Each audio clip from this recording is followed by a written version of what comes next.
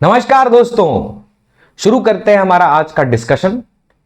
आज हम जिस पर्टिकुलर टॉपिक में एंटर करने वाले हैं वो टॉपिक आपसे बहुत सारी चीजें एक्सपेक्ट करेगा और वो सारी चीजें हमने बिट्स एंड पीसेस में अलग अलग टॉपिक्स, अलग अलग पैरामीटर्स और अलग अलग फैक्ट्स के फॉर्म में डिस्कस की।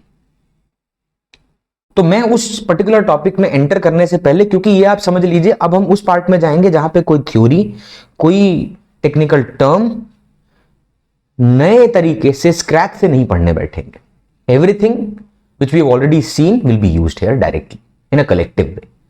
और जब चीजें कनेक्ट होंगी तो तकलीफ ज्यादा देंगी, इसीलिए पहले उनको कनेक्ट करने से पहले एक बार जल्दी से एक ब्रीफ ओवरव्यू, एक क्विक रिकैप उठा लेते हैं जल्दी से। ठीक है, अब ऑब्वियसली बात है कि मैं जानता हूं आप इतनी बार इन चीजों को देख चुके होंगे होपफुली कि अब आपके मन में कोई संकोच, कोई संचय नहीं होगा। अभी भी है तो मेरे डिस्कशन को सुनिएगा और जब कुछ शब्दों में प्रॉब्लम हो तो कोई चिंता मत करिए। मैं सिर्फ इतना ही कहूंगा कि वो लेक्चर जाकर दोबारा देख लीजिए, because you can not expect to emphasise on a single point again and again with same energy, because I am also human being. That's not the point. The point is, जब आप उस sequence में होते हो, उस particular point, जैसे slope लिया, ठीक है, अब मुझे डिफरेंशिएशन पढ़ाना था। जब मैंने स्लोप उठाया तो मैंने एवरेज, इंस्टेंटेनियस और एवरेज के लिए क्यों फॉर्मूले से काम चल जाता है, इंस्टेंटेनियस के लिए why we need a separate category under calculus which was differentiation. अब सोचिए, स्लोप एक सिंपल सी चीज है, उसको डिफाइन किया जा सकता है। पॉजिटिव एक्स एक्सिस से एंटी क्लॉकवाइज डायरेक्शन में लाइन से जो एंगल बनता है उस थीटा को उठाओ और टेन थीटा में डाल दो, उस स्लोप कहते हैं। खत्म बात। ये मैं डायरेक्ट भी कह सकता था, 2 मिनट की डेफिनेशन है, बता देता, काम हो जाता। बट अब मैंने कहा नहीं, ये तरीका गलत है। कहानी में जब चीजें आती हैं तो कनेक्शन आता है, कनेक्शन से एक सेंस बनता है, सेंस याद रहता है। ये बाकी सब्जेक्ट की तरह नहीं है कि 10 लाइनें याद करके बार बार लिख कर आप उसके अलग अलग वर्जन्स को देखकर खत्म कर सकते हैं। No, you can not go by that. You have to try and error again and again, क्योंकि सामने वाला अपना परसेप्शन आपको थ्योरी के पॉइंट ऑफ व्यू से समझा रहा है, बुक्स आपको अपना जो परसेप्शन है वो समझा रही है। एट दी एंड क्या मैटर करता है, यहां किसी और का परसेप्शन मैटर करता है या आप क्या घर लेके गए हैं। घर मतलब दिमाग, आपका अपना ओन वर्ल्ड, वहां क्या लेके बैठे हैं। तो उसके लिए एक क्विक रिकैप जल्दी से उठाते हैं। अब तक हम क्या देख चुके हैं। तो we started with classical mechanics, जिसमें हमने शुरू किया काइनेमेटिक्स से। और काइनेमेटिक्स क्या है, तो काइनेमेटिक्स है study of motion under the influence of force but neglecting the cause of motion. भैया कछु ना कछु लगा होगा तभी तो मोशन हुआ, लेकिन उस कॉज को, उस फोर्स को, उसको साइड रखिए और सिर्फ अभी मोशन को एनालाइज करिए। और मोशन को एनालाइज करने में भी हमने पहले स्ट्रेट लाइन से शुरू किया, यानी motion in a straight line, which is the first part of kinematics.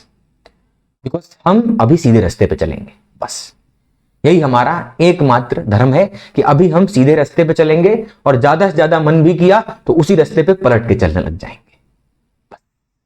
ठीक है, वो मतलब वो भी देखते हैं टर्निंग का मतलब क्या होता है स्ट्रेट लाइन में। चलिए, तो अब जब मैं जिस पर्टिकुलर पार्ट में मैं एंटर करना चाहता हूं वहां पर हम एक जल्दी से एक क्विक रिकैप उठाते हैं, कुछ बातें हैं जो कर लेते हैं।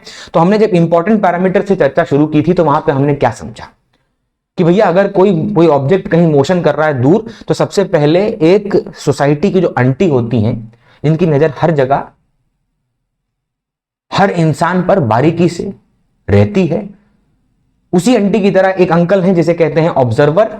Not specifically the observer is a person, a living being, it can be a non living thing also. कोई भी एंटिटी हो सकता है, कैमरा हो सकता है, एक स्पीड गन हो सकती है। तो ऑब्जर्वर क्या है, व्हाट इज द ऑब्जर्वर। जब हम उस ऑब्जर्वर के बारे में बोलते हैं तो ऑब्जर्वर वो है जो इस मोशन को एनालाइज करता है, एक सेंसिबल, एक मीनिंग देता है, क्योंकि तभी आप उसको एनालाइज कर पाएंगे ना। जैसे मान लीजिए यहां पर मोशन हो रहा है, तो अब मैं इसको एनालाइज कैसे करूंगा, तो मैं खुद एक ऑब्जर्वर बना और मैं यहां पर आकर खड़ा हो गया। अब जहां मैं खड़ा हूं वो है x = 0, यानी ओरिजिन, यानी पॉइंट ऑफ रेफरेंस, जहां से मेजरमेंट होंगी। अबे कहीं से तो नापना पड़ेगा ना, या ऐसे ही। ठीक है, कोई तो फिक्स्ड पैमाना हो, कोई फिक्स्ड पॉइंट हो जिससे ये सब चीजें नप रही हों। और यहां से जहां हम खड़े हो जाते हैं वहीं से लाइन शुरू होती है। हाँ नहीं, जहां ऑब्जर्वर खड़ा है वो x = 0, that is the point of reference, origin, और उससे एक लाइन खींच दी हमने, बॉडी से होती, उस ऑब्जेक्ट से होती हुई जा रही है स्ट्रेट। क्योंकि स्ट्रेट लाइन ही अलाउड है। इधर हमने पॉजिटिव एक्स कहा, इधर हमने नेगेटिव एक्स कहा। सर क्या सिर्फ एक्स ही कह सकते हैं हम? मैथ्स में तो एक्स छाया रहता है क्या, फिजिक्स में भी? बिल्कुल नहीं बेटा। Z Y A B C D जो मन करे बोल। कहने का मतलब यह है कि this is the coordinate axis along which the measurements will be performed and जो आपका ऑब्जर्वर है, जो नल्ला आदमी, हमेशा मोशन की एकदम मोशन जहां भी हो जाए उसके कान खड़े हो जाते हैं, भाग के वहीं पहुंच जाता है एनालाइज करने के लिए। उसके पास एक घड़ी भी है और जैसे ही वो घड़ी शुरू करता है t इक्वल टू 0 से टाइम स्टार्ट होता है and that t equal to 0 is the beginning of analysis, not the literal start of motion. शुरुआत मोशन की नहीं है वो, या मोशन हो सकता है पहले कहीं हुआ हो, गाड़ी कहीं से स्टार्ट हुई थी, एक्सेलरेट की, अब जब उस ऑब्जर्वर ने देखना शुरू किया, जब उसने एनालाइज करना स्टार्ट किया, तब जाकर जो क्वांटिटीज मिली वो t इक्वल टू 0 पे इनिशियल कहलाएंगी। नहीं, वो पहले जो था वो नहीं। और हो सकता है गाड़ी वहीं से शुरू हुई हो जब जब जब ऑब्जर्वर का मूड हुआ एनालाइज करने का। तो अब एनालाइज करने में एक चीज तो होगी भी, चलो एक्सिस है अपने पास, उस एक्सिस को बोल रहे हैं frame of reference and the observer itself is in the frame of reference and that frame is attached with the observer having a clock. तो इन मैकेनिक्स मैथमेटिकली हम जब रिप्रेजेंट करते हैं किसी चीज को, इस तरह से रिप्रेजेंट कर रहे हैं इस पूरे सिस्टम को, तो यहां पर हम ऑब्जेक्ट के मोशन को एनालाइज कर पाते हैं because from the origin we can measure उसका इनिशियल पोजीशन क्या है, कुछ टाइम बाद वो कहां होगा, बिकॉज घड़ी भी है और मार्किंग के लिए, मतलब पोजीशन मार्किंग के लिए एक्सेस भी है। फिर उसी पोजीशन को सब्ट्रैक्ट करके we calculated displacement and that displacement when divided by time, per unit time जब निकाला उसी चेंज को तो मिला वेलोसिटी।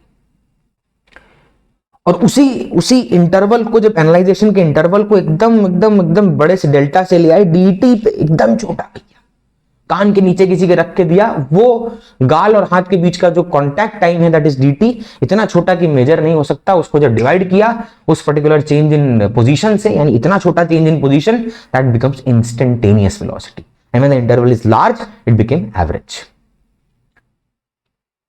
फिर उत्ते से भी मन नहीं भरा भैया, rate of change of position से मन नहीं भरा, तो हमने rate of change of position निकाल लिया। सर 2 बार क्यों बोल रहे हो? बिकॉज 2 बार चाहता हूं मैं, इंटेंशनली आई एम स्पीकिंग, ठीक है, कोई मजबूरी नहीं।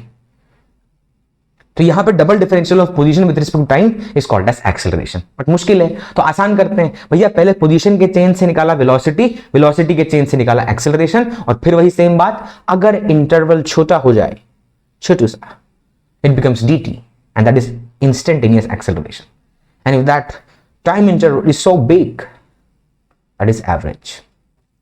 और ये पढ़ने के बाद अपनी खुजली खत्म नहीं हुई, हम गए कैलकुलस में, और कैलकुलस में हमने ये देखा कि भाई साहब अगर यही सब कहानी पॉइंट वाइज डील ना हो और कोई फंक्शन के फॉर्म में उसी डेटा को जो कंटिन्यूअसली मोशन था बिना कुछ छोड़े कंटिन्यूअस मोशन को एनालाइज करना, तो अब किसी ऑब्जर्वर के लिए बहुत थकान वाली बात है। तो हमने कहा ठीक है, एक फंक्शन ले आओ। What is a function? A machinery that correlates the dependent variable with the independent variable. Let's say we are analysing the position, और क्योंकि घड़ी थी अपने पास तो टाइम के रिस्पेक्ट में पोजीशन का एक फंक्शन बन गया। अरे बहुत सारे पॉइंट्स थे भाई, उन पॉइंट्स को जोड़ दिया, एक फंक्शन बन गया, उस फंक्शन को लिख दिया। तो अब उसकी जरूरत, उस एक्चुअल एनालाइजेशन की जरूरत नहीं है, फंक्शन काफी है। तो जो चाहिए फंक्शन से मिलेगा। कौन है? कैलकुलस। उसी फंक्शन को डिफरेंशिएट कर दो, यानी रेट ऑफ चेंज फाइंड कर दो, एंड दैट टू इंस्टेंटेनियस, छोटे इंटरवल के लिए, dy by dx, because y is a function of x। I'm starting with that point। अगर मैं position as a function of t ले रहा हूं, यानी x is a function of time, differentiated you will get instantaneous velocity, again differentiated you will get instantaneous acceleration. तो जो यहां पड़ा वही यहां पर फंक्शन के पॉइंट ऑफ व्यू से देखा। फिर उसी चेंजिंग रेट, जो आपका रेट था, जिस रेट से क्वांटिटी चेंज हो रही थी, that dy by dx was used over an interval of x। बड़े इंटरवल के लिए जब उसको हमने जोड़ा तो हमें मिला डेल्टा y, बड़का change in y, and that is the integration which is area under curve. तो एक था स्लोप ऑफ टेंजेंट या स्लोप ऑफ कॉर्ड, यानी simple slope, rate of change, and अगर उसमें भी डिफरेंशिएशन की बात करना चाह रहे हैं, बिकॉज हम कैलकुलस की बात कर रहे हैं, तो एवरेज जाए तेल लेने, बिकॉज उसका फॉर्मूला है हमारे पास, तो उसको तेल लेने जाने दीजिए, और इंस्टेंटेनियस जो है वो छोटे इंटरवल के साथ डील करके डिफरेंशिएशन से निकाल लीजिए। एक तरीका है, बहुत प्यार से हमने आराम से सीखा है, हौले हौले, ठीक है, क्योंकि हौले हौले से ही डिफरेंशिएशन आएगा। फिर हमने उसी का नेक्स्ट वर्जन इंटीग्रेशन सीखा जो उसका उल्टा था। वहां पर हमारा कंसर्न क्या था कि अगर मेरे पास x as a function of t है, let's say we go by differentiation, if we have a function of x यानी position as a function of time, ये मैं ये देखिए मैं ये सब ओरली बोलूंगा, मैं चाहूं तो स्लाइड आगे बढ़ाकर लिख सकता हूं, इससे पहले मैंने लिखा, खूब भर भर के लिखा, लेकिन अब मैं वो नहीं करूंगा। क्यों नहीं करूंगा? मन भर गया? ऐसा नहीं बेटा, रीजन है। थाली में परोस के मिल जाएगा सब कुछ, लेकिन एग्जाम वो थाली है जो खुद सजानी पड़ती है, और बनाना भी सब कुछ खुद ही पड़ता है। सजी सजाई थाली अगर आपको मिल रही है साल भर या 2 साल आपके प्रिपरेशन टाइम में, तो आपको रोज अच्छा लगेगा, you will feel very good. But the moment you will start facing exams, वही थाली खाली करके उसी बंदे के सर पे देने का मन करेगा जो उस हाइपोथेटिकल फीलिंग में रख रहा है। इसीलिए get serious, understand this what you want. So यहां पर कैलकुलस था जहां फंक्शन खेल रहे थे अपने, और फिर जब उससे मन न भरा और खुजली ना मिटी तो हमने कहा भैया कैलकुलस का विजुअल एप्लीकेशन होता है ग्राफिकल एनालिसिस। अरे भैया एक्सटी कर, मैं जिस बात को बोल रहा था मैं कंटिन्यू इससे करता हूं कि भैया एक्सटी पोजीशन टाइम, यानी position is a function of time, एक बार डिफरेंशिएट कर क्या मिलता है? वेलोसिटी। इसी को यहां पर क्या बोला? Slope of x T curve, slope of x T curve gives velocity, same बात। बट ये फंक्शन और ये विजुअल एप्लीकेशन दिख रहा है जो, ठीक है, दुनिया वैसी नहीं जैसी दिखती है, बट कोई बात नहीं, इसीलिए देखो दुनिया वैसी नहीं जैसी दिखती है, ये है, इसलिए अलग से आना पड़ा। जितना उसके साथ रहोगे, जितना उसको समझोगे, उतना बेटर जो है वो दिखेगा, ठीक है। तो ग्राफिकल एनालिसिस में फिर नेक्स्ट पॉइंट क्या सीखा? अच्छा, वेलोसिटी टाइम कर्व का एरिया, वेलोसिटी टाइम कर्व का एरिया क्या देता है भैया? तो चेंज इन पोजीशन। चलिए रैंडमली एक नेक्स्ट मतलब अलग से पॉइंट पे क्यों चले गए? कोई बात नहीं, पढ़ाया है ये सब, पहली बार थोड़ी है, तो खाली क्विक रिकैप है। तो वीटी कर्व का एरिया क्या देता है भैया? Change in position. 2 बातें, एक में स्लोप, एक में एरिया। तो जो यहां पढ़ा वही यहां लिया, लेकिन यहां ग्राफ के बेसिस पे बात किया और ये समझा कि ग्राफ 3 तरह के क्वेश्चन बेयर करता है अपने अंदर।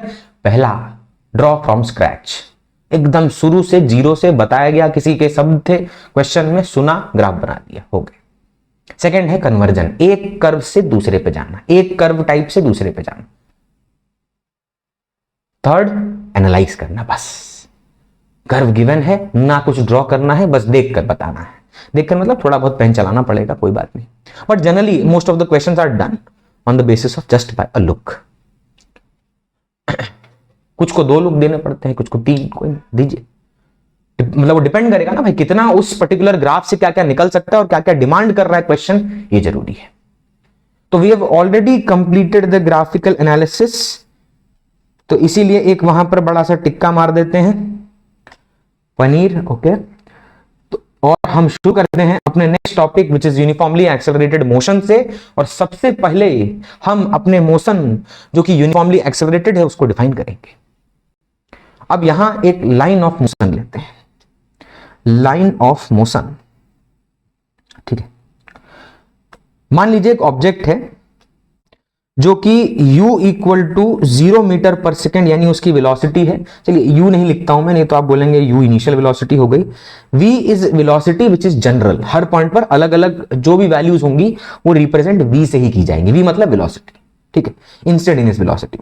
तो अभी मान लीजिए 0 मीटर प्रति सेकेंड है और टाइम है 0 सेकेंड। 1 सेकेंड के बाद, 1 सेकेंड के बाद वेलोसिटी हो चुकी है 2 मीटर प्रति सेकेंड। अगले 1 सेकेंड यानी 2 सेकेंड शुरुआत से और 1 सेकेंड के बाद से, वाह, वेलोसिटी हो चुकी है 4 मीटर पर सेकेंड। फिर अगले 1 सेकेंड में यानी टाइम हो चुका है शुरुआत से 3 सेकेंड, वेलोसिटी हो चुकी है 6 मीटर प्रति सेकेंड। अब इसमें अगर मैं चेंज इन टाइम फाइंड करूंगा तो हर बार टाइम की बढ़ोतरी 1 सेकेंड से होती है, यूनिट सेकेंड से होती है। ऐसा यूनिट सेकेंड है तो यूनिट सेकेंड 1 सेकेंड से हो रही है। यूनिट ऑफ टाइम जरूरी नहीं भाई 1 सेकेंड होता है, यूनिट का मतलब हमेशा 1 हो ऐसा नहीं है, सिंपल है, वो यूनिट सिस्टम पे डिपेंड करता है किसका है। अगर एसआई सिस्टम की बात कर रहे हैं तो यूनिट सेकंड मतलब 1 सेकंड, तो 1 सेकंड ले लिया, चलो ठीक है। और वेलोसिटी में चेंज कितना है बेटा? तो वेलोसिटी में चेंज देखेंगे 2 मीटर प्रति सेकंड यहां पर भी 2 मीटर प्रति सेकंड और यहां पर भी 2 मीटर प्रति सेकंड। सरकार वेलोसिटी में चेंज 2 मीटर प्रति सेकंड है और टाइम में चेंज हर बार 1 सेकंड है।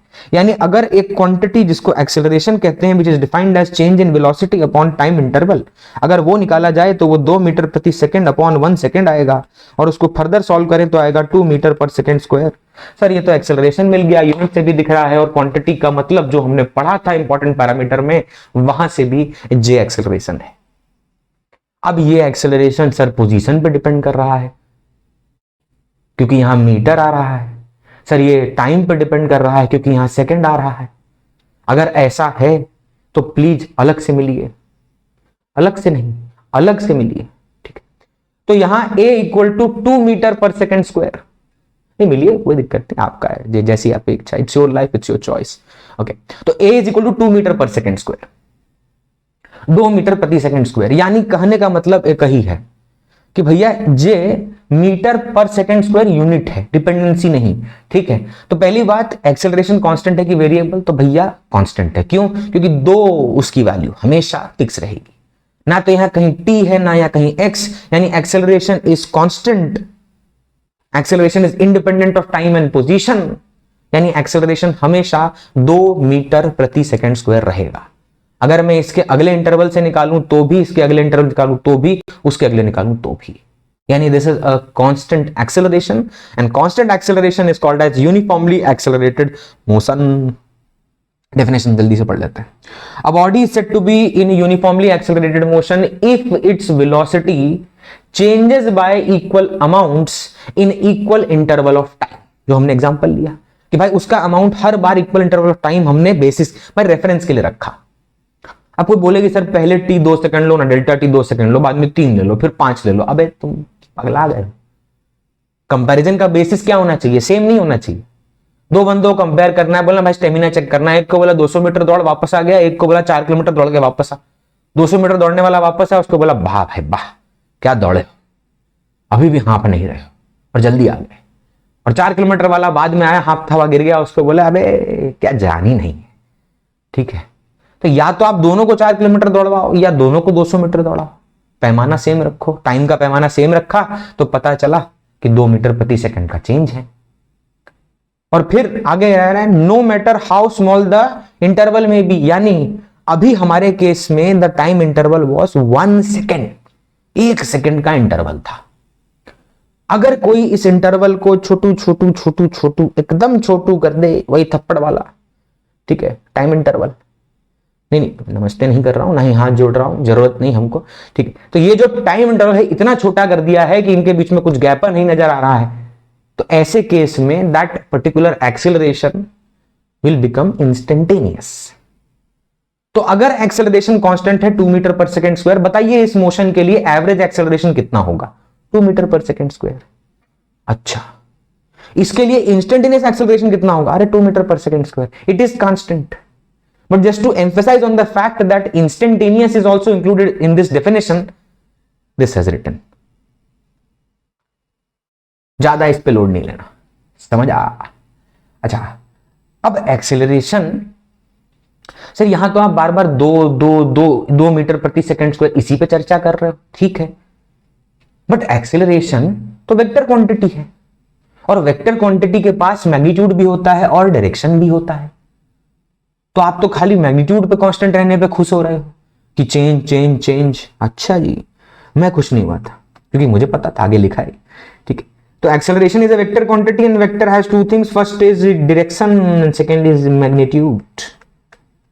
So if the acceleration is constant then both the quantities, both the points associated with the vector quantity should be constant simultaneously. एक साथ दोनों का कांस्टेंट होना जरूरी है। सिर्फ और सिर्फ 2 metre per second square magnitude बने रहना is not the only concern, it's about the direction also, कि वो जो +2 मीटर पर सेकंड स्क्वायर में प्लस है वो माइनस नहीं होना चाहिए। माहौल बदल जाता है, मायने बदल जाते हैं, एकदम से मौसम बदल जाता है। ये एक ऑब्जेक्ट है, ये दूसरा ऑब्जेक्ट है, वही सेम है, वही सेम ऑब्जेक्ट है, बट उसका कुछ देर बाद में क्या हो रहा है, वो सेकंड वाली फिगर के थ्रू मैं शो कर रहा हूं।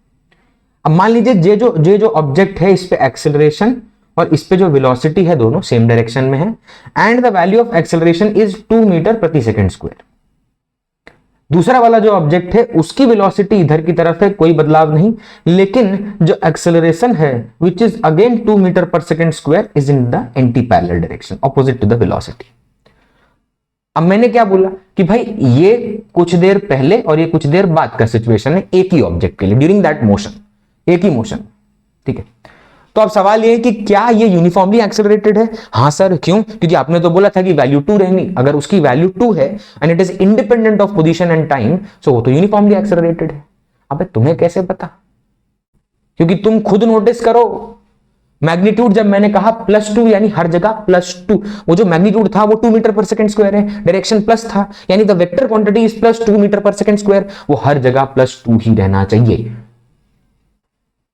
अब यहां अगर मैं कन्वेंशन डिफाइन करूंगा तो बॉडी के पलटते ही मेरा या एक्सेलरेशन के पलटते ही मेरा कन्वेंशन नहीं पलट जाएगा, मेरा कन्वेंशन फिक्स रहेगा। और मेरा कन्वेंशन कहता है कि राइट डायरेक्शन पॉजिटिव है, तो मैं कहूंगा भैया यहां पर +2 मीटर पर सेकंड स्क्वायर, यहां पर -2 मीटर पर सेकंड स्क्वायर, तो ये नॉन यूनिफॉर्मली है, non uniform, this is not uniform, this is non uniformly accelerated motion.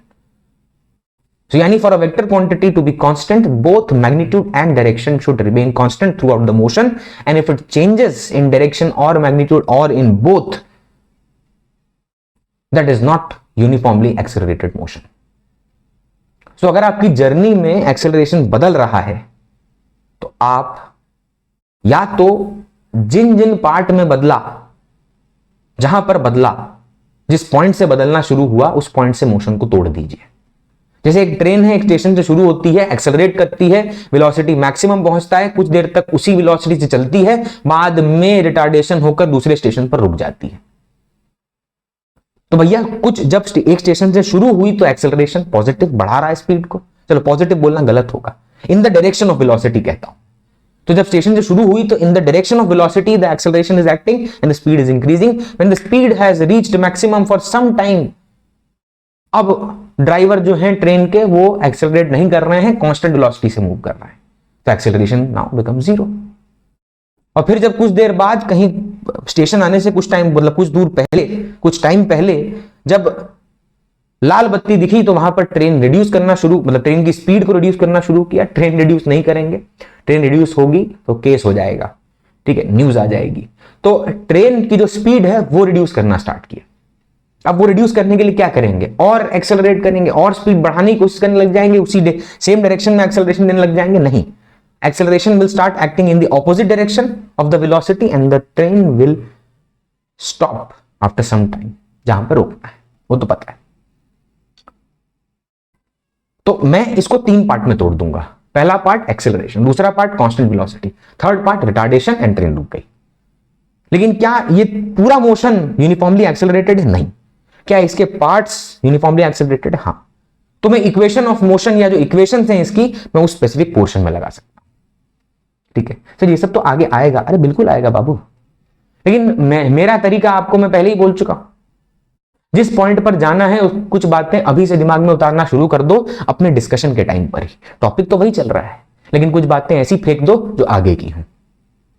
तो before entering into the numerical problems, हम कुछ बेसिक टर्म्स हैं उसको समझने की कोशिश करते हैं।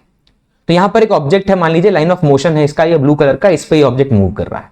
तो सबसे पहली रिक्वायरमेंट किसकी है? उस आंटी की, जो सोसाइटी में होती हुई हर एक घटना को एकदम सटीक तरीके से देखे, क्योंकि अगर कुछ रह गया, कुछ भी उनकी नजर से बच गया तो रात को नींद नहीं आएगी। तो उस आंटी यानी उस ऑब्जर्वर को हम बुलाते हैं, ठीक है। ऑब्जर्वर की कैटेगरी में भी हम कोटा देंगे। तो यहां पे देखिए जो ऑब्जर्वर है, ऑब्जर्वर कौन है? ये कोई लिविंग बीइंग भी हो सकता है, नॉन लिविंग बीइंग भी हो सकता है। उसका पर्पस है to make sense out of something happening. अरे ये ऑब्जेक्ट को सिर्फ देख, मान लीजिए इस ऑब्जेक्ट का वेलोसिटी इधर की तरफ है कुछ v, एक्सेलरेशन a। अबे अचार डालूंगा इसका, करूं क्या इसका, करूं क्या इसका? तो मुझे अगर इसके मोशन को एनालाइज करना है, I have to deal with the motion, I have to analyse the motion, I needs a person और an entity, object to become, मतलब एक कोई भी, जैसे मान लीजिए वो है स्पीड गन है, वो जो स्पीड गन से स्पीड नाप लेते हैं वो भगाते हुए गाड़ियों को, तो वो क्या बन गया? सोचिए, घड़ी है अपने पास, घड़ी शुरू की, उस स्पीड गन से स्पीड मेजर कर लिया, एक पॉइंट पर दूसरे पॉइंट पर माइनस करके एक्सेलरेशन निकाल लिया, तो वो भी ऑब्जर्वर है। तो ऑब्जर्वर क्या है? As we know in motion, ठीक है, इज ऑलवेज रिलेटिव। मतलब आपको याद होगा एक टॉपिक पढ़ा था हमने, रेस्ट एंड मोशन। मैंने जब शुरू किया था रेस्ट एंड मोशन, मतलब मैंने इंपॉर्टेंट पैरामीटर जब स्टार्ट किए थे तब स्टार्टिंग पॉइंट पर फिर से मतलब वहां पर भी मैंने ऑब्जर्वर बताया ही था। लेकिन उस टाइम मैंने शुरुआत कैसे किया था? मैंने एक सवाल आपसे पूछा था कि रेस्ट और मोशन, क्या भैया रेस्ट और मोशन क्या एब्सोल्यूट होते हैं? क्या वो एब्सोल्यूट है? वो वाला नहीं, ठीक है, क्या वो एब्सोल्यूट है? तो सिंपल सी बात है, ये मेरे हाथ पर ये पेन है, मैं पूछूं कि ये रेस्ट पे है कि मोशन में, तो मैं बोलूंगा रेस्ट पे है, क्योंकि मैं देख रहा हूं तो मैं रेस्ट कह रहा हूं। लेकिन अगर यही चांद पर बैठा एक बंदा देख रहा है, क्योंकि ग्रहण लगा इसलिए ले लेते हैं, तो वो देख रहा है, उसके हिसाब से रेस्ट पे है कि मोशन? मोशन। कोई रॉकेट में जा रहा है, कोई गाड़ी इधर से भगाता हुआ जा रहा था, उसके हिसाब से रेस्ट की मोशन? मोशन, क्योंकि वो आगे जा रहा है, ये पीछे जा रहा है फ्रेम में। तो अगर हम रेस्ट और मोशन की बात करें तो क्या वो एब्सोल्यूट होता है कि रिलेटिव होता है? रिलेटिव। तो किसके relative? Observer. You need a frame of reference in which the observer is standing with a watch and there is a point of reference, और वहीं से एक लाइन खींच दी, that is your coordinate axis, that becomes the frame in which the motion is happening। क्योंकि straight line है तो एक ही होगा और डायरेक्शन दो, पॉजिटिव और नेगेटिव। तो हम क्या करते हैं in mechanics? The observer is mathematically represented by a chosen frame of reference. Mathematically मतलब यहां खड़ा हूं, x इक्वल टू 0 मेरे पैर के पास, इधर एक लाइन खींची, वो हो गया मेरा फ्रेम यानी coordinate axis, frame of reference.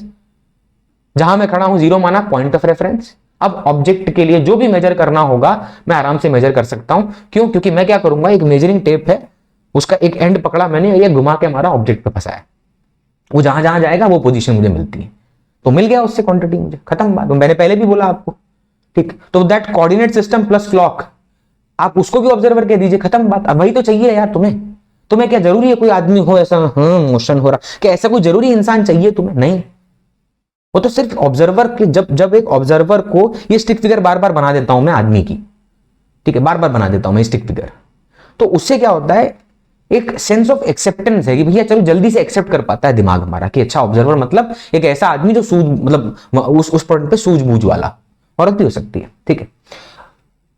अब क्या ऑब्जर्वर हम चूज करते हैं हमेशा? नहीं। ऑब्जर्वर क्वेश्चन देता है, नहीं दिया तो चूज करो। और सबसे बेस्ट ऑब्जर्वर कौन है? ग्राउंड।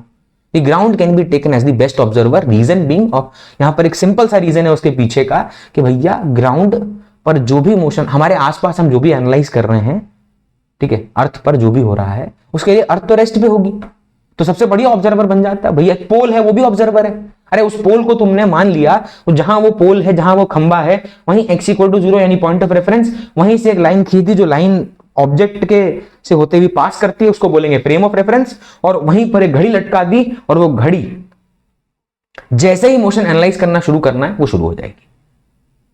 अब देखो, यही बोलते बोलते मेरे मन में सवाल आया, अभी शुरू कौन करेगा?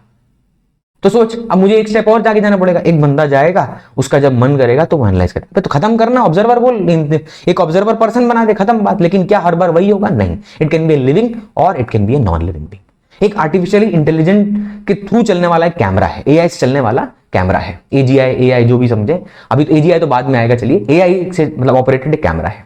वो कैमरा जहां जहां ऑब्जेक्ट्स मूव करते हैं उन लोकेशंस को एक कोऑर्डिनेट सिस्टम देता जाता है। तो मान लीजिए एक ऑब्जेक्ट स्ट्रेट लाइन पे मूव कर रहा है, तो क्या वो कैमरा पोजीशंस मार्क नहीं कर सकता है? बिल्कुल कर सकता है। तो कौन है वो? ऑब्जर्वर। क्या वो एक लिविंग पर्सन था? नहीं। बट अगर उसको एक लिविंग पर्सन कह देते हैं तो ऐसा लगता है कि दो आंखें देख रही हैं, सेंस ऑफ एक्सेप्टेंस, मतलब आपका एक्सेप्टेंस आ जाता है, भावना है, वाह। नेक्स्ट इज पॉइंट ऑब्जेक्ट और पार्टिकल। सर ये सब क्या पढ़ा रहे हो?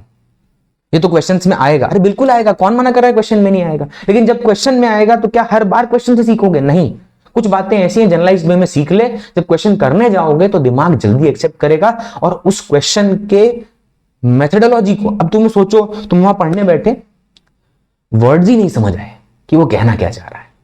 अब अगर वो शब्द ही नहीं समझ आए, if you not getting those words, try and understand. If you not getting the words itself, तो आप डेटा को इंटरप्रेट क्या करेंगे, फिगर क्या बनाएंगे भैया, क्या? तो for that you need to analyse, तो कुछ बातें ऐसी हैं जो बिट्स एंड पीसेस में क्वेश्चन के अंदर होती हैं, कुछ वर्ड्स होते हैं, कुछ शब्द ऐसे होते हैं, कुछ पॉइंट्स ऐसे होते हैं जो किसी तरफ इशारा करते हैं, और वो इशारा कभी कभी इतना सटल होता है कि अपने को दिखता नहीं। तो अब आते हैं पॉइंट ऑब्जेक्ट और पार्टिकल पे। वैसे there is a slight difference between point object and particle, but I am writing it as point object और पार्टिकल बिकॉज मेरा कंसर्न सिर्फ सिंपल है, मैं अभी कोई न्यूक्लियर फिजिक्स नहीं पढ़ा रहा हूं जहां पे मैं एटॉमिक या सब एटॉमिक लेवल के पार्टिकल्स की बात कर रहा हूं कि जिनके पास मैटर है बट डायमेंशन नहीं, they have no dimensions. Yes, they have mass. They are moving with some speed, not some speed, a speed comparable to speed of light. क्या ये सब मतलब आप सोचिए इस पार्ट में ये सब डिफाइन करें? नहीं। तो हमारे लिए अभी पॉइंट ऑब्जेक्ट और पार्टिकल क्या है? सेम है। And what is that? Definition आप पढ़िए। Real objects whose dimensions are negligible compared to the distance traveled, यानी मान लीजिए एक ट्रेन है, वो ट्रेन की लेंथ है 50 मीटर, वो ट्रैवल कर रही 2000 मीटर। तो 50 मीटर और 2000 मीटर, अब मैं बोलूंगा यार 2000 मीटर तो बहुत ज्यादा होता है, यानी 2 किलोमीटर, उसके रिस्पेक्ट में 50 मीटर जान दो। लेकिन मैं नहीं बोल सकता जान दो, कौन बोलेगा? Question. If the question is explicitly giving you the dimension of the object, it can not be neglected. But if nothing is said about the size of the object, then don't worry कि बस और एक person कैसे race जीतेंगे, overtake कैसे करेगा। एक भागता हुआ आदमी बस को ओवरटेक कर रहा है, तो हम बस को भी एक पॉइंट मान रहे हैं, आदमी को भी एक पॉइंट मान रहे हैं।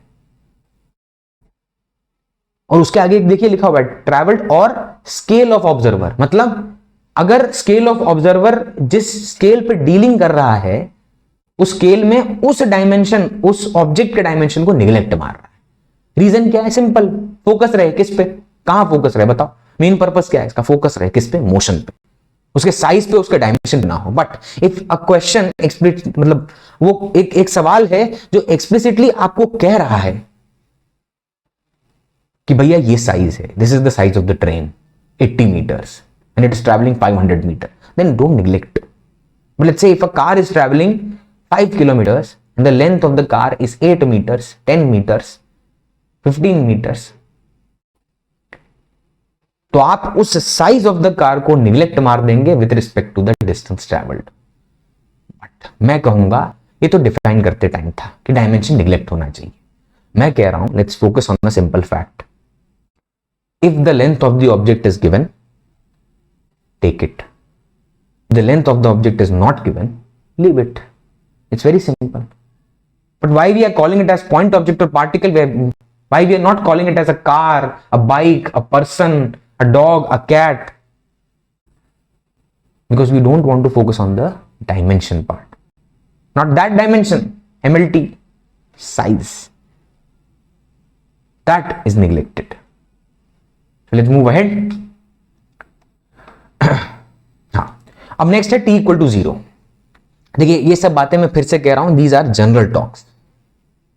अगर कोई ये सब बातें ना भी बताए तो 2-5 क्वेश्चन 10 क्वेश्चन करने के बाद रियलाइज होना स्टार्ट हो। बट हर एक बात 2-5-10 क्वेश्चन से रियलाइज होने से बेटर है let's break it into so small fragments that it becomes a topic. और उन फ्रैगमेंट या उन टॉपिक्स को एक बार देख तो लेते हैं ना, फिर उस क्वेश्चन में जाके जब वो शब्द मिलेगा तो लगाएंगे सवाल, क्या दिक्कत है? अब बता दूंगा तब नहीं सुन रखा था, छोड़ने इसको नहीं लगाना, ऐसा होगा क्या भाई? ये तरीका है तुम्हारा पढ़ने? रॉन्ग। तो यहां पे ध्यान दीजिएगा, हमारे पास है ऑब्जर्वर, ठीक है। t इक्वल टू 0 क्या है? What is t equal to 0? ठीक है, तो मैं आपको बात बता चुका हूं कि जो फ्रेम ऑफ रेफरेंस, जो ऑब्जर्वर, जो पॉइंट ऑफ रेफरेंस, जो मेजरमेंट है उसके पास, ऑब्जर्वर के पास घड़ी थी। लेकिन क्या t इक्वल टू 0 गाड़ी का स्टार्ट होना है या ऑब्जर्वर के एनालाइजेशन का स्टार्ट होना?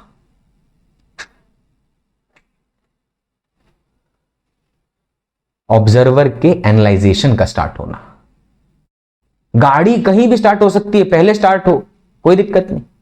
लेकिन जब ऑब्जर्वर अपने मोशन को एनालाइज करना शुरू करता है तो उसको t इक्वल टू 0 कहते हैं। Meaning let's say if I want to find initial position, initial velocity, initial acceleration, let's say if the acceleration is variable, not in this, मतलब जैसे कैलकुलस में नहीं था एक्सेलरेशन किसी पैरामीटर पे डिपेंड करने लग जाता था, ठीक है, there were few cases, इक्का दुक्का, क्वेश्चंस लेंगे तो और भी होंगे, कैलकुलस का मतलब ही यही है।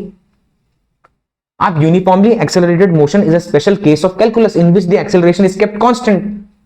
तो पंगा ही खत्म, फंक्शन से डील करने के बजाय 3 इक्वेशन है उनसे लगाओ, काम हो जाता है। लेकिन जब एक्सेलरेशन वेरिएबल हो जाए तो वहां जाना पड़ता है। लेकिन कोई बात नहीं, अभी तो टर्म डिफाइन कर रहे हैं। तो initial position, initial velocity, initial acceleration कब होगा? t इक्वल टू 0 पर, and this is the starting point of analysis, not necessarily the literal start of the motion. जरूरी नहीं सेम हो, समझे इस बात को? ठीक है, एक मिनट।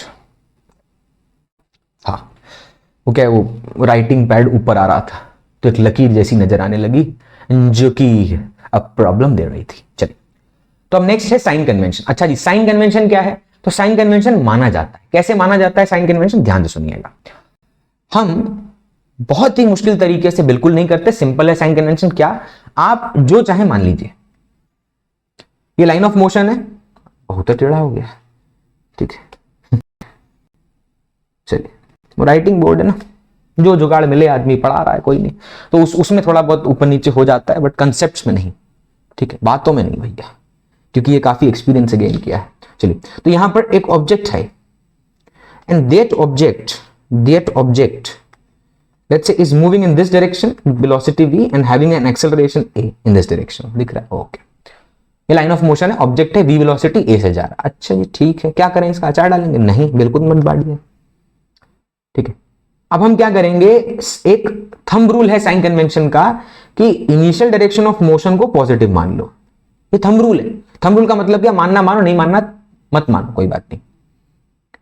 तो ये जो लाइन ऑफ मोशन है जहां पर वेलोसिटी v से ट्रैवल कर रहा है एक्सेलरेशन a के अंडर, तो हम क्या करते हैं ऐसे केस में, जिस डायरेक्शन में इनिशियल वेलोसिटी है उसको पॉजिटिव मान लेते हैं, उसके अगेंस्ट नेगेटिव मान लेते हैं। और अब जो हमारा वेलोसिटी है वो तो पॉजिटिव हो गया भैया, और जो एक्सेलरेशन है क्योंकि उसी डायरेक्शन में एक्ट कर रहा है तो वो भी पॉजिटिव हो गया। बट अगर किसी का मन कहे नहीं सर, हमारा मन ये नहीं, ये मतलब ऐसा करने के लिए मान नहीं रहा, अगर कोई ऐसा कहता है मान लो, तो मैं कहूंगा कोई बात नहीं, तुम अपने अंदर की खुजली को समाप्त मत करो, तुम जो मन करे मान लो, कोई दिक्कत नहीं है। It's not about what I am telling you, it's about कि आप जब बार बार किसी चीज को अप्लाई करेंगे, then becomes a habit, and when you are giving an exam, and that too the आखिरी, जब आप जिस एग्जाम के लिए प्रिपेयर कर रहे हैं वो देंगे, तब थोड़ा सा टेम्परामेंट, माइंडसेट और जो फियर होगा, स्ट्रेस होगा, वो अलग होता है, तब गलतियों के चांसेस बढ़ जाते हैं। तो it's very simple to do that which you have done again and again, ठीक है। तो अब आपका मन कहता है नहीं सर, मुझे जिस डायरेक्शन में वेलोसिटी है उसके अगेंस्ट पॉजिटिव मानना है, मान ले, कोई दिक्कत नहीं है, क्वेश्चन तब भी आराम से होगा, सही होगा। बस ये है कि जो भी साइन कन्वेंशन मानना, उसको फॉलो करना एंड तक। जिस भी कन्वेंशन को मानना है, जो भी डायरेक्शन तुम्हें पॉजिटिव लेना है, जो भी डायरेक्शन नेगेटिव लेना है, मानो, कोई दिक्कत नहीं, लेकिन उस कन्वेंशन को एंड तक लेकर चलना। ये ना हो कि आपका मन ऊब गया और बीच में आपने चीजें बदल दी, ऐसा आप नहीं कर सकते हैं भाई, ये समझ जाइएगा। तो दिस इज नॉट अलाउड, ठीक है, तो ये अलाउड नहीं है। एक ही मिनट रुकिएगा भाई, माइक निकल गया है, ठीक है, तो ये अलाउड नहीं है, यहां पे समझ जाइएगा। यहां पे सिंपल सा पॉइंट है कि आप जब इसको एनालाइज कर रहे हैं, तो इसे एनालाइज करते वक्त आप ये ध्यान देंगे कि जो भी कन्वेंशन माना उसको ईमानदारी से एंड तक लेके चलिए। अब हम मोशन अंडर ग्रेविटी देखेंगे, तो वहां पर आप ऐसा नहीं होगा कि पार्टिकल ऊपर गया तो ऊपर पॉजिटिव, पलट के नीचे आया तो नीचे पॉजिटिव। अब ये कैसा कन्वेंशन जो मोशन के साथ बदल रहा है, काय का कन्वेंशन? फिर convention is something which is when chosen you stick to it, you solve the question on that basis. क्योंकि आपके इक्वेशन ऑफ मोशन जो भी आएंगे उसमें सारे टर्म साइन के साथ पुट किए जाते हैं, और वो आपके मन से नहीं होता कि ये मुझे पॉजिटिव नेगेटिव लेने का मन कर रहा है, ठीक है, ओके। नेक्स्ट है distance travel in nth second and n seconds, ठीक है। अब मान लीजिए एक लाइन ऑफ मोशन है जहां पर अपना पार्टिकल चल रहा है, ये लाइन ऑफ मोशन है, और इसके ऊपर जो टाइम लाइन है, यानी टाइम स्टैम्प जो होता है ना ऑब्जेक्ट का, मोशन जैसे जैसे आगे हो रहा है, ये मान लीजिए ऐसे कुछ, ये टाइम इंस्टेंसेस है, ये टाइम इंस्टेंसेस है। ये है t इक्वल टू 0 सेकेंड, ये t इक्वल टू 1, ये t इक्वल टू 2, ये t इक्वल टू 3, ये t इक्वल टू 4, ऐसो ऑन। अब 0 से लेके 1 के बीच में जो होता है इसको बोलते हैं फर्स्ट सेकंड, 1 से 2 के बीच में जो होता है उसको बोलते हैं सेकंड सेकंड, 2 से 3 के बीच में होता है उसको बोलते हैं थर्ड सेकंड। सारे मैं नहीं गिनने वाला, चिंता मत करिए, सिर्फ एक सेंस फॉर्म कर रहा हूं कि nth सेकंड का मतलब क्या है, लेट्स से हम कहीं दूर चले गए उस टाइम लाइन पर और कहीं यहां पर जाकर हमें मिला t इक्वल टू n-1 से लेके t इक्वल टू n। अरे वो तो होगा ही ना, कोई नंबर तो होगा ही ना भाई। तो ये जो है ये what is this, this is nth second which starts from t equal to n-1 instance till t equal to n instance। अब कोई बोले 4 सेकंड, जैसे फोर्थ सेकंड का मतलब, what is the meaning of fourth second, तो मैं बोलूंगा fourth second का मतलब है जो शुरू होता है t इक्वल टू 3 सेकंड से और खत्म होता है t इक्वल टू 4 सेकंड पे। यानी इंटरवल तो भैया एक का सेकंड का है। और वैसे भी देखिए सारे nth सेकंड एक ही सेकंड के होते हैं, इंटरवल कितने, 1 सेकंड का। 2 से 3, 3 से 4, 4 से 5, क्या है nth सेकंड है। तो मैं जनरलाइज वे में कह दूं तो nth सेकंड का मतलब है n-1 से n तक का। यानी अगर 7th सेकंड की बात हो रही है, 7th तो स्टार्ट कहां से होगा, n-1 यानी 7 - 1 6, ठीक है, और फिर n तक यानी 7। तो t इक्वल टू 6 सेकंड से लेके t इक्वल टू 7 सेकंड तक nth सेकंड कौन सा, 7th सेकंड है। लेकिन अगर कोई बोले कि 4th सेकंड नहीं, 4 सेकंड्स बताओ, 4 seconds plural, not a single one, तो 4 सेकंड्स का मतलब हुआ 0 से लेके 4 तक जो चल रहा है ये है 4 सेकंड्स, ठीक है, इतना स्ट्रेस दे रहा भाई। और 4th सेकंड का मतलब हुआ 3 से 4, 4 सेकंड्स का मतलब हुआ t इक्वल टू 0 से 4 तक, याद रखना इसको। फिर कभी कभी बोलता है half second, 5th half second, 6th half second. अब इसका क्या मतलब है, सोच, 0 से लेके 1 तक फर्स्ट सेकंड। लेकिन अगर मैं उस 0 से 1 को भी दो पार्ट में तोड़ दूं, 0 से 0.5, 0.5 से 1, तो 0 से 0.5 क्या हुआ, फर्स्ट हाफ सेकंड, क्या भैया, 0 से 0.5 फर्स्ट हाफ सेकंड, फिर 0.5 से 1 second half second, second half second, समझ सकते हैं, वहां 2 की नहीं दिखाया क्योंकि वो यूनिट है। फिर 1 से 1.5 थर्ड हाफ सेकंड, समझे भाई अपने बात को, बहुत बढ़िया। चलिए अब इसके बाद आते हैं नेक्स्ट पॉइंट पर, रेस्ट वर्सेस मोमेंटरी रेस्ट। क्या भैया, रेस्ट वर्सेस मोमेंटरी रेस्ट, ठीक है। एक बार पढ़िएगा या पॉज करिएगा, थोड़ा पानी पी लें भैया, बोतल में पानी खत्म हो गया है, ले लें। तो अब हम जो पढ़ेंगे वो पॉइंट है rest versus momentary rest. Frame से बाहर जाके भी ये आदमी चुप नहीं हो रहा है, तो क्या करें बेटा, बोलना ही तो हमारा कर्तव्य, काम धर्म सब है, ठीक है। चलिए अब रेस्ट वर्सेस मोमेंटरी रेस्ट के बीच का डिफरेंस क्या हो गया है, समझ लो। ये है पेन, मैंने इसको ऊपर फेंका और ये कैच कर लिया, वाह, यही टॉपिक था, आगे बढ़ते हैं। नहीं बेटा, ठीक है, कैच नहीं सिखा रहा, ठीक है। पर्पस ये था कि जब इस पेन को फेंका तो उस मोशन को देखिएगा, पहले ये ऊपर गया और एक पॉइंट पर आया और ये पलट के वापस आ गया। ये जिस इंस्टेंस पर पलटा, यहां जब, सॉरी फ्रेम में है कि नहीं, ठीक है, जिस इंस्टेंस पर ये पलटा, that instance it was having a velocity 0, तो इसे रेस्ट कहेंगे या मोमेंटरी रेस्ट, तो दिस वाज रेस्ट, है ना। बहुत देर तक हम देखते रहे पेन लटका हुआ है, अगर लटका है वहां पेन तो भागो, उस जगह को छोड़कर भागो, ठीक है, क्योंकि कुछ तो तकलीफ है। लेकिन अगर इस पेन को आपने छोड़ा और ये इंस्टेंटेनियसली वापस आ गया तो इसे बोलते हैं इंस्टेंटेनियस रेस्ट। जैसे मैं एक एग्जांपल आपको समझाता हूं, मान लीजिए कोई थार लेकर जा रहा था कहीं गुड़गांव की या गुरुग्राम कह लीजिए की सड़क पर, ठीक है, जनरली थार वारी दिखते हैं ऐसे कांडों में, इसलिए तो एक कांड हुआ कि भैया किसी ने हल्के से गाड़ी उसकी थार पीछे से ठोक दी और वो जा तो आगे रहा था रोड पर, बट पता नहीं क्या हुआ, अचानक से एकदम खून खौला, जवान खून खोल गया, और जैसे ही खून खोला, उबाल मारा, वैसे ही भाई ने एकदम, गाड़ी आगे जा रही थी लेकिन आगे चलती गाड़ी को सडनली भाई ने रिवर्स गियर मारा और एकदम एक्सेलरेट करके पीछे खींच ली, क्योंकि पीछे वाले को भिड़ानी थी। अब जब ये इंस्टेंस किया तो क्रोध इतना ज्यादा था कि कोई टाइम लैग ज्यादा दिया नहीं भैया, गाड़ी एकदम धीरे धीरे पीछे, ब्रेक लगाया ही था लेकिन आगे का मोशन खत्म हुआ ही नहीं कि भैया ने पीछे का रिवर्स गियर लगा के खींच ली। तो मैनुअल गाड़ी है तो एक आपको मैनुअल गाड़ी अगर वो मैनुअल वर्जन है तो वो एक झटका आपको देगी, मतलब यू विल फील समवॉट कि वो चलाएंगे तभी आपको महसूस होगा कि गाड़ी ऐसा लगेगा जैसे अपने फ्रेम से उतर के आगे भागने की कोशिश कर रही है, but somehow it will start moving backward. In this the car was at momentary rest, कि पहले उसने एक्सेलरेट किया, स्पीड बढ़ाई, बट जैसे ही क्रोध इतना इस लेवल पे पहुंच गया तो उसने ब्रेक मारा और धीरे धीरे धीरे स्पीड कम की, लेकिन कम होने दी नहीं, तभी गाड़ी रिवर्स गियर में डाल के पीछे खींच ली। तो वो जो गाड़ी थोड़े क्षण के लिए रेस्ट पर आई थी उसको बोलेंगे मोमेंट्री रेस्ट। लेकिन अगर मान लीजिए आपके घर के नीचे पार्किंग में कहीं गाड़ी खड़ी है, वो क्या है? That is rest. जनरली जैसे ये पेन वाला जो बोला वो भी मोमेंट्री रेस्ट। जनरली जब किसी के मोशन में मोमेंट्री रेस्ट आता है, इसका मतलब the body is continuously under retardation. जैसे यहां पे आप देखिए, इस पेन को जब फेंका तो इस पे हमेशा एक एक्सेलरेशन नीचे की तरफ, जैसे बोलते हैं acceleration due to gravity. Sir ये आगे की बातें आप क्यों बोल रहे हो? क्योंकि मेरा यही पैटर्न है, मैं बता चुका हूं, मेरा यही पैटर्न है। मैं आगे की कुछ बातें यहां पर बिखेर देता हूं, स्प्रिंकल कर देता हूं, ताकि ये दिमाग उनको उस हिंड्रेंस जो आपके जो आपका इनर्शिया है नई चीज को ना सीखने का, पहले उस चीज को पार कर जाए जब वो टॉपिक आए। तो जब इस ऑब्जेक्ट को फेंका था तो कोई भी चीज मोमेंट्री रेस्ट पर कब आती है? When it is about to change direction and it is continuously under retardation. तभी तो उसकी वेलोसिटी कम हुई, नीचे बढ़ने लगी। और जब वो पलटा तब वेलोसिटी बढ़ रही थी नेगेटिव में। और वैसे भी देखो ना, यहां से यहां तक स्पीड कम होगी, यहां से यहां स्पीड बढ़ेगी, स्पीड की बात कर रहे हैं, ठीक है। तो जब यहां रिटार्डेशन था तभी तो वो इस पॉइंट पर जाकर उसकी स्पीड जीरो हुई, इंस्टेंटेनियसली मोमेंटरी, ठीक है। You should understand the difference between momentary rest and rest.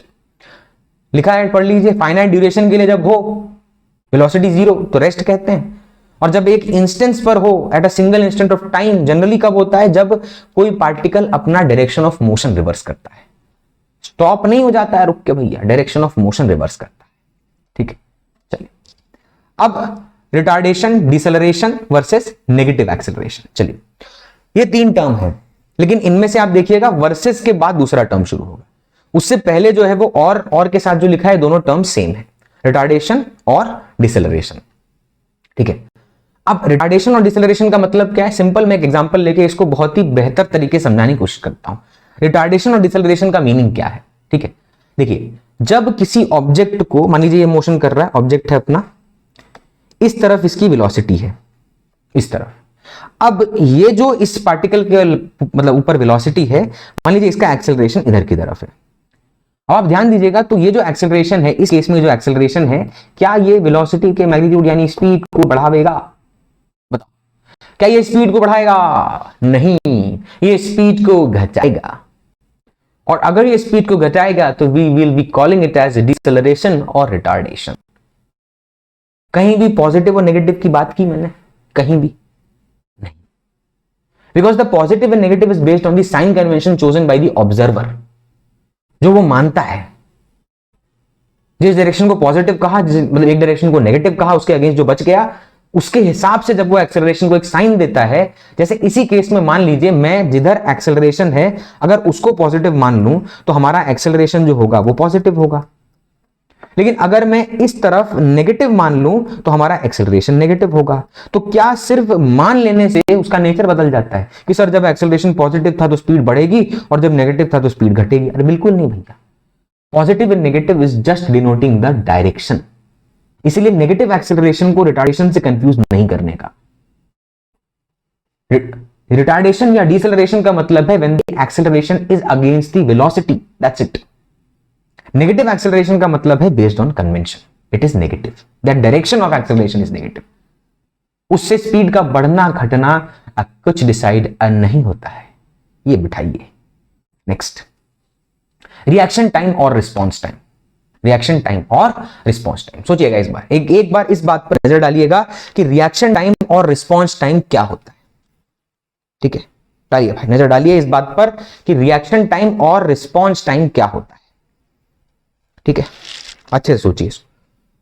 तो मैं कहूंगा रिएक्शन टाइम या रिस्पॉन्स टाइम क्या है उस पर चर्चा करते हैं। सिंपल, और लिखा है मैंने, अगर हम इन्हीं दोनों टर्म्स को डिफाइन करें या इन्हीं दोनों टर्म्स के ऊपर बैठ जाएं एकदम, मतलब लिटरली नहीं कह रहा हूं, इन्हीं, क्योंकि कुछ ना कुछ गड़ जाएगा ना, तो इन्हीं दोनों पॉइंट पर अगर हम चले जाएं डिस्कशन के पॉइंट ऑफ व्यू से, तो ये थोड़े से डिफरेंट है। रिएक्शन देखना और सोचना कि क्या करें उसके लिए, रिस्पॉन्स एक्चुअली रिएक्ट करना। मैंने मेरे दोस्त को देखा आते हुए, बहुत दिन से कुछ काम दिया था नहीं किया, तो मन में मैंने सोचा आज तो ये पिटेगा। तो जब देखा और मन में सोचा कि पीटूंगा, तो ये हुआ रिएक्शन टाइम। देखा, सोचा और पीट ही दिया तो वो हो गया पूरा रिस्पॉन्स टाइम। यानी रिस्पॉन्स टाइम के अंदर ही रिएक्शन टाइम आता है, घुसा हुआ है। बट मैं कह रहा हूं इतना मुश्किल करने की जरूरत नहीं, क्योंकि फिजिक्स में रिएक्शन टाइम या रिस्पॉन्स टाइम सेम है, इसमें कोई डिफरेंस नहीं होता, इसलिए मैंने और करके लिखा है। और आप भी इसको चिंता मत करिएगा। हाँ, अगर लगे तो पीछे थोड़ा सा करके टाइमर, जो आपका मतलब जो आपका टाइम लाइन होता है, थोड़ा सा पीछे जाकर उसमें ये जरूर देख लीजिएगा मैंने क्या कहा, बट ज्यादा उस पर तवज्जो देने की जरूरत नहीं है। नहीं तो मैं लिख के लाता ना उसको, मुझे उस पॉइंट पर एम्फेसाइज करना होता, या मैं चाहता कि आप उसको अपनी नोटबुक में छापें। पर्पस क्या लिखने का, आप छापें कुछ ना कुछ। नहीं तो ये सारी बातें आप सोचो, मैं ऐसे एक साथ एक ही स्लाइड में सब कुछ लिख देता ना, मैं कहानी की तरह आपको समझा देता क्या है। बट मैं चाहता हूं कि अगर कुछ ना कुछ मेरे बोलने से कम पड़े, लिखे से पता चले, लिखने पे कम पड़े, मेरे बोलने से पता चले, तब भी, और कम पड़े तो मैं जब आगे जाऊंगा तब क्लियर हो जाएगा। बट जब इतनी बार कोशिश करूंगा तो कभी ना कभी तो जावेगा। चलिए, तो रिएक्शन टाइम और रिस्पॉन्स टाइम सेम है। क्या है ये? डेफिनेशन पढ़।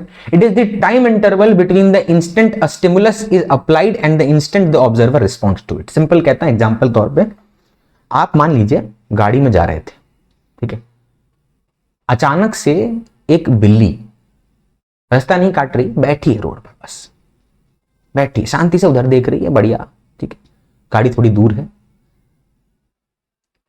इवन दो जानवर जो होते हैं, जब आप इस तरह से मोशन करते हुए आएंगे तो वो हट जाते हैं अपने आप, बट लेट्स से कि बिल्ली इतनी मदमस्त थी कि आराम से बैठ के पता नहीं देख रही थी किसी ना किसी को, ठीक है, कैट, ओके। तो अब हमने जब इसे देखा, हमने जब इस मतलब उस बिल्ली को देखा, तो हमारे मन ने क्या कहा कि एक्सीलेटर पे पैर रख दें? नहीं। अगर ऐसा कह रहा है तो आपका मन बहुत गलत है भाई, ठीक है। तो हमारा मन कहेगा कि हम स्पीड से चल रहे थे, तो अब उसकी जान बचानी है, तो लेट्स अप्लाई ब्रेक्स, क्योंकि बिल्ली है। तो देखना, that stimulus is given to our brain and that our brain decides कि भैया ब्रेक मार, और फिर आपके पैर उसे उस ब्रेक को लगा देते हैं। अब वो डिपेंड करता है बिल्ली कितनी दूर है, तो आप उस इंटेंसिटी से ब्रेक को प्रेस करते हैं। ज्यादा प्रेस करते हैं कि गाड़ी घिसटती हुई रुक जाएगी, या शायद पलट जाए, बहुत ज्यादा रोक दिया तो, या शायद ब्रेक थोड़े खराब हो तो मतलब ना रुके, ठीक है, ट्राई टू सेव, ओके। तो अब ये जो समय है उसको देखना और रिएक्ट करना, फिजिकली रिएक्ट करना, that time lag is called as the reaction time, उसको कहते हैं रिएक्शन टाइम, ठीक है। और सिंपल सा पॉइंट है कि मान लीजिए आप, मैं फिर से एक लाइन ऑफ मोशन ले रहा हूं just to make you understand this point very clearly, कि मान लीजिए गाड़ी है, यहां पर चल रही थी, उसकी कुछ स्पीड थी v, बिल्ली यहां बैठी है, चलिए तो कॉकरोच जैसा लग रहा है बट कोई नहीं, कैट है, मैं लिख देता हूं कैट, ठीक है, इट्स अ कैट। अब यहां कार है, सर इट्स अ कार, ठीक। अब कुछ डिस्टेंस है यहां से यहां तक का। अब जैसे ही गाड़ी वाले ने सोचा कि ब्रेक लगाता हूं, तो सोचने के बाद ब्रेक लगाया थोड़ा आगे जाकर, और जब ब्रेक जहां लगाया, समझना भाई, वहां तक इसकी स्पीड हर जगह v ही रही। अरे मान लीजिए आप 40 मीटर पर सेकंड से मूव कर रहे हैं, आपका रिएक्शन टाइम या रिस्पॉन्स टाइम 0.3 सेकंड है, तो 0.3 सेकंड में तो आप डिसीजन लेंगे ना, तो तब तक आपकी स्पीड कांस्टेंट थी। अरे जैसे नहीं बोलते धोनी स्टंप कर देता है, उसका रिएक्शन टाइम बहुत तगड़ा है, यानी इसका मतलब क्या है, वो देखा डिसीजन लेने में जो जो गैप होता है वो बहुत कम है, तो जल्दी डिसाइड कर पाएगा, जल्दी रिएक्ट कर पाएगा, जल्दी एक्ट कर पाएगा उस चीज पे, ठीक है। अब यहां पर सोचिए, अगर इसी में किसी का रिएक्शन टाइम बहुत ज्यादा होता तो बिल्ली हो गया होता काम, ठीक, एक चीख बस। तो यहां जब तक आपने ब्रेक नहीं लगाया, क्या तब तक वेलोसिटी या उसका मैग्नीट्यूड स्पीड में कोई भी बदलाव आएगा? Tell me. जब तक आपने ब्रेक नहीं लगाया, क्या तब तक कोई भी उस गाड़ी की वेलोसिटी यानी उसकी स्पीड कहीं ज्यादा बेटर रहेगा, उसके मैग्नीट्यूड में कोई भी बदलाव आएगा? डायरेक्शन तो ऑब्वियसली पता यही रहने वाला है, कार पलट थोड़ी जाएगी, ब्रेक मारती कार पलट गई, उधर जाने लग गई, ठीक। तो क्या स्पीड में कोई बदलाव आएगा? नहीं। तो जब तक ये पूरा टाइम क्या है, देखिए यहां से यहां तक, ये पूरा टाइम यहां से t इक्वल टू 0 से लेके t इक्वल टू TR तक, अगर मैं इसको 0 मान लूं जहां पे वो था इनिशियली, तो ये है response time, reaction time. And during reaction time speed remains constant, speed constant रहता है। स्पीड क्या रहता है भैया? कांस्टेंट ड्यूरिंग रिएक्शन टाइम, ठीक है।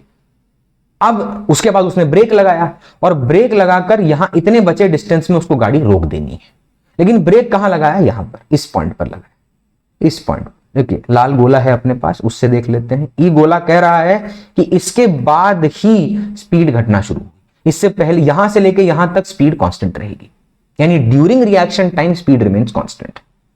ठीक है, no acceleration is there, no retardation is there, मतलब अ वर्जन ऑफ एक्सेलरेशन। तो उसके बाद है stopping distance. What is stopping distance, देखिएगा ध्यान से। It is the total distance the car travels from the moment the driver decides to stop until the car actually stops. Actual में जब रुक जाती है, कम्स टू रेस्ट। यानी मान लीजिए यहां पर अगर मैं बात करूं इसी एग्जांपल के तौर पर, तो इसका स्टॉपिंग डिस्टेंस क्या है, तो आप ध्यान दीजिएगा, ठीक है, बिल्कुल ध्यान दीजिएगा। यहां से यहां तक की जो दूरी है इसको बोलेंगे स्टॉपिंग डिस्टेंस। स्टॉपिंग डिस्टेंस, अरे ब्रेक लगा देने से नहीं, देखिए जैसे आप कुछ क्वेश्चंस करेंगे तो वहां पे स्टॉपिंग डिस्टेंस के नाम पर आपको ये बोलेगा there is no reaction time. क्या ऐसा हो सकता है? नहीं, because but that is a given situation. आप थोड़ी बोलेंगे नहीं नहीं प्रैक्टिकल दुनिया में ऐसा होता। अबे तो हो गया फिर तो क्वेश्चन के, जब आपको क्वेश्चन मिलता है तो you should be in that frame only, तब कुछ नहीं सोचना। वो सवाल ही आपकी दुनिया है। जितना आप इस बात को बेहतर तरीके से समझ पाएंगे उतना आप बाकी चीजों को आइसोलेट करके चैप्टर बाय चैप्टर अपने आप को और बेटर कर पाएंगे और साइकोलॉजिकली स्ट्रेंथफुल कर पाएंगे। तो ध्यान समझना कि उसने ये बोला कि भैया जब सोचा गाड़ी रोकनी है से लेके रुकने तक is called as stopping distance. तो ये जो लाल रंग से मैंने लाइन शो की है ये स्टॉपिंग डिस्टेंस है। इस केस में स्टॉपिंग डिस्टेंस का कुछ हिस्सा रिएक्शन टाइम के दौरान है और बाकी बचा जब उसने ब्रेक लगा दिया तब से लेके रुकने तक का है, यानी total distance is stopping distance. But let's say in a hypothetical case, let's say, ठीक है, there is no reaction time, TR की वैल्यू 0 है। एक गाड़ी है जो ऐसे लाइन ऑफ मोशन है उस पर ट्रैवल कर रही है, रफली बना रहा हूं, ठीक है, दिख, हाँ यहां गाड़ी मूव कर रही है, यहां पे कैट है। अब ये जो कैट है गाड़ी के बराबर कैट, कोई नहीं, ठीक है। अब ये जो कैट है यहां पर, ये मान लीजिए रिएक्शन टाइम 0 है, मतलब देखते ही ब्रेक लगा, there is no lag in between the stimulus, मतलब देखना और उसके रिएक्शन, आपके रिएक्ट करने में। तो ये जो पूरा डिस्टेंस होगा यहां से यहां तक, ये होगा stopping distance. Because hypothetically the question says it कि भैया यहां पर there is no reaction time और ब्रेक लगाने से लेके गाड़ी के रुकने तक का डिस्टेंस क्या है, स्टॉपिंग डिस्टेंस। ऑब्वियसली बात है यहां पर आपका स्टॉपिंग डिस्टेंस जो डिस्टेंस गाड़ी और कैट के बीच में है उससे कम होना चाहिए। अब तभी तो जान बचेगी। जस्ट कैट तक भी पहुंच गए तब भी चलेगा, क्योंकि वो एकदम आइडियल वाली केस हो गया, जस्ट एकदम वही जैसे मूवीज में नहीं होता, एकदम बस ऐसे कैट ने पलट के देखा तो उसकी जान सूख गई, ठीक है, ये क्या है बे, कहां तक ले आया, ठीक। और अगर वो stopping distance is more than the available distance तो भैया कैट गई, ठीक है। इसी दुख में आगे बढ़ जाते हैं। चलिए, अब 3 तरह के शब्द हैं जिन पे हम डिस्कशन करते हैं, एक है ड्रॉप्ड, एक है थ्रोन, एक है रिलीज्ड, ठीक है। ड्रॉप्ड का मतलब क्या होता है, when the object is let go without any push, बिना किसी धक्का दिए अगर ऑब्जेक्ट को आप जाने दें, ठीक है। कभी कभी कुछ चीजें जीवन में ऐसी होंगी कि जिनको आप बहुत कोशिश करेंगे कंट्रोल करने की, नहीं हो पाएगा, ऐसी चीजों को जाने दें। Drop them from your life, drop them from your psychological space, drop them from everywhere. चलिए वापस आते हैं ज्ञान देकर। ड्रॉप्ड का मतलब क्या है, when the object is let go without any throw, कोई पुश पुल कुछ नहीं लगाया। उसके बाद है थ्रोन।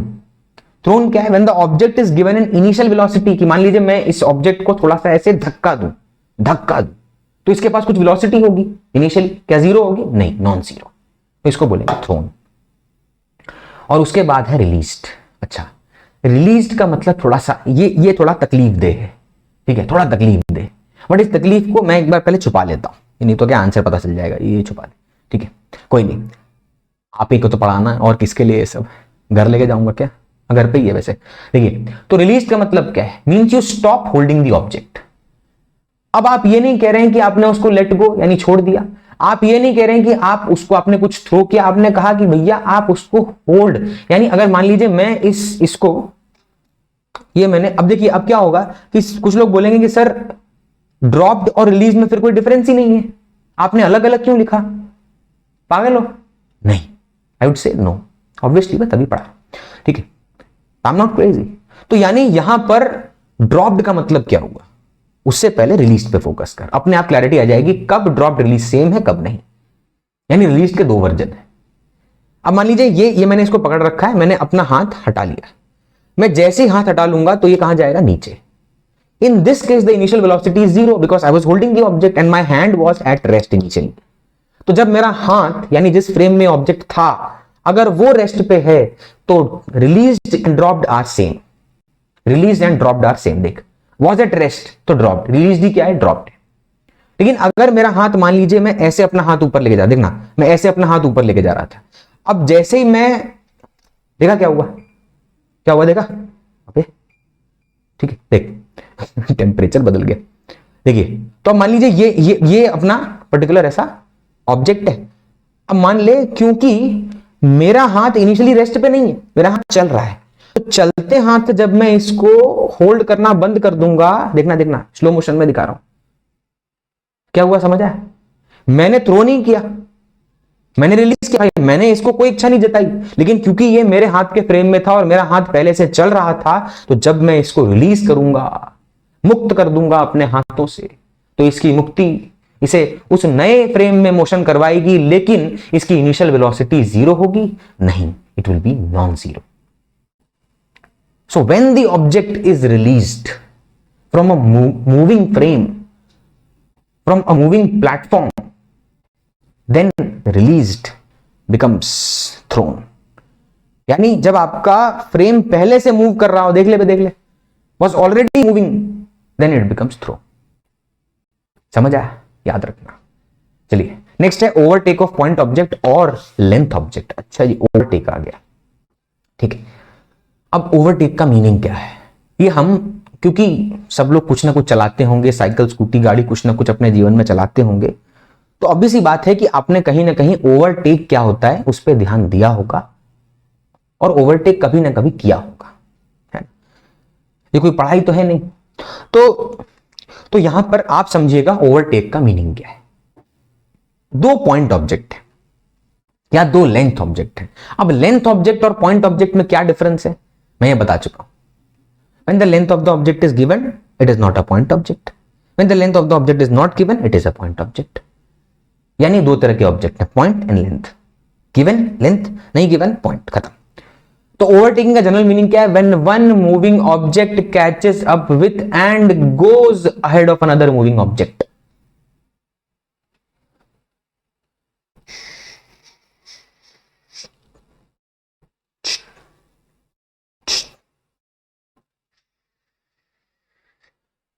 देखना ये ऑब्जेक्ट है, मूव कर रहा है, ए पोजीशन सेम हो गई, आमने सामने आ गए, है कि नहीं? ठीक है, आमने सामने आ गए, अब ये आगे निकल गया। This instance is called as what? This particular point is called as overtaking. अब सोचो ये जो ओवरटेकिंग हुआ इसमें पोजीशन क्या है? सेम है कि नहीं? और टाइम, दोनों के लिए टाइम सेम होगा? जरूरी नहीं। अभी हो सकता है कोई पहले से मूव कर रहा हो, पहले से स्टार्ट कर दिया और फिर किसी ने बाद में स्टार्ट किया, ठीक है। तो अब यहां पर आप देखिएगा ओवरटेकिंग है, तो ओवरटेकिंग दो चीजें कर सकते हैं, एक तो पॉइंट ऑब्जेक्ट और एक लेंथ ऑब्जेक्ट। अच्छा, अब पॉइंट ऑब्जेक्ट के लिए क्या है? देयर पोजीशन और coordinate becomes equal to the overtaking object. मतलब जब हम पॉइंट ऑब्जेक्ट की बात करेंगे, जब हम पॉइंट ऑब्जेक्ट की बात करेंगे तो मान लीजिए दो पॉइंट ऑब्जेक्ट हैं, एक ये रहा और एक ये रहा, दोनों चल रहे हैं, दोनों मूव कर रहे हैं, ये भी इधर ये इधर, इसका नाम ए है इसका नाम बी है, और ये V1 से ये V2 से मूव कर रहा है।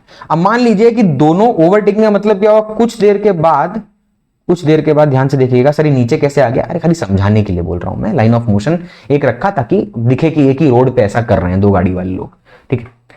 तो यहां पे आ गया। अच्छा अब देखिए ध्यान से, जस्ट पोजीशन मैच कर गई। अब इसके बाद जो भी ऑब्जेक्ट था, मान लीजिए ए पीछे था तो ए यहां पर आ गया, बी यहां पर आ गया, कुछ देर बाद ए जो होगा वो आगे बढ़ के चला जाएगा। तो इस इंस्टेंस पर, ये कौन सा इंस्टेंस है जहां पर पोजीशन सेम हुई है? This is called as overtaking.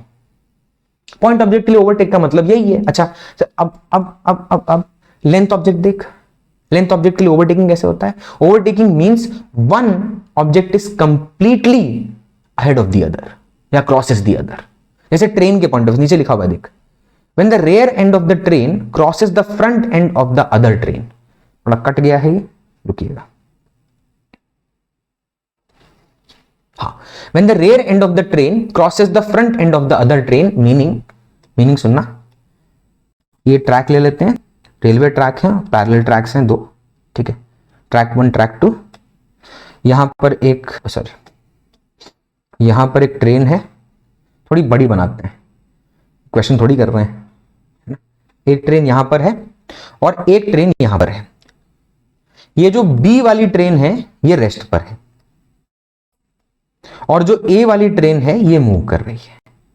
अब इसका ओवरटेक कब माना जाएगा? कब आप मानेंगे कि भैया बी को ए ने ओवरटेक कर लिया? See in this case there is no race. ऐसा नहीं कि बी भी भगा रहा है, पर्पस ये नहीं है, बस समझने के लिए मैं बोल रहा हूं बी रेस्ट पे ले लो, आसान रहेगा, ठीक है। नहीं तो फिर ओवरटेक कहीं आगे जाकर होगा, ठीक है। तो अब ये समझो रेस्ट है, इसी फ्रेम में करना है, इसी पेज में खत्म करना है, इसलिए तो यहां पर ए, ये बी रेस्ट पर है। अच्छा, अब ओवरटेक कब माना जाएगा मुझे बताओ। तो डेफिनेशन ने क्या बोला कि when the rear end of the train, ये ओवरटेक करेगा, ए वाला ओवरटेक करेगा, ए वाला। तो रेयर एंड, पीछे वाला एंड जो है, पूंछ जो है ए की, जब वो बी के चेहरे के सामने आ जाए, यानी फ्रंट एंड। मान लीजिए मैं ट्रेन फिर से बना रहा हूं, ठीक है। एक मिनट, मैं अपनी मुंडी हटाता हूं। अच्छा, मेरी मुंडी के इधर ही है, नहीं हटाऊंगा, देख। तो अब ये यहां पहुंच गया। तो when the rear end of the train A, either it comes along the front end of train B और जस्ट गोज अहेड, जस्ट आगे गया, मतलब सेम ही मान ले, this is called as overtaking. In this case point object में क्या था? पोजीशन सेम कर दो। अबे पॉइंट ऑब्जेक्ट में पॉइंट बोलने का मतलब क्या? You are neglecting the dimension. और जब तुम पॉइंट बोल के डायमेंशन को ही निग्लेक्ट मार देते हो, तो मुझे बताओ तुम रेयर एंड और फ्रंट एंड क्या होता है? एक पॉइंट का फ्रंट और रेयर क्या होता है? एक बिंदु, उसका फ्रंट और रेयर क्या होता है भैया? कछु नहीं, वो तो खुद ही एक पॉइंट है, उसका क्या फ्रंट और है? तो यहां पर आप देखिए ट्रेन का फ्रंट और रेयर एंड है। तो overtaking will take place when the rear end of the train, moving train या पीछे वाला ट्रेन है, is now along the front end of the other object, other train। इसको बोलते हैं हम ओवरटेकिंग, ठीक है। अब ये मत बोलना कि सर ओवरटेकिंग का मतलब तो ये नहीं होगा कि ए ट्रेन जस्ट वहां पहुंची है और उसका जो फ्रंट एंड है, देखिए मैं रुको अलग अलग पेज पे बनाता हूं, नहीं तो कंफ्यूजन होगा, ठीक, अलग पेज पे। ऐसा भी तो कह सकते थे सर ये वाली बी वाली ट्रेन है, खाली उतना ही बता रहा हूं, ये बी वाली ट्रेन है और ये ए वाली ट्रेन है, ठीक है। सर इसको भी तो ओवरटेकिंग कह सकते थे कि जो हमारा ए है उसका फ्रंट एंड बी के फ्रंट एंड के आगे आ चुका है, ओवरटेकिंग हो गया। अबे कैसे बे? क्या ये पॉइंट ऑब्जेक्ट है कि लेंथ ऑब्जेक्ट है? लेंथ ऑब्जेक्ट, तो कैसे इसको ओवरटेकिंग बोलेंगे?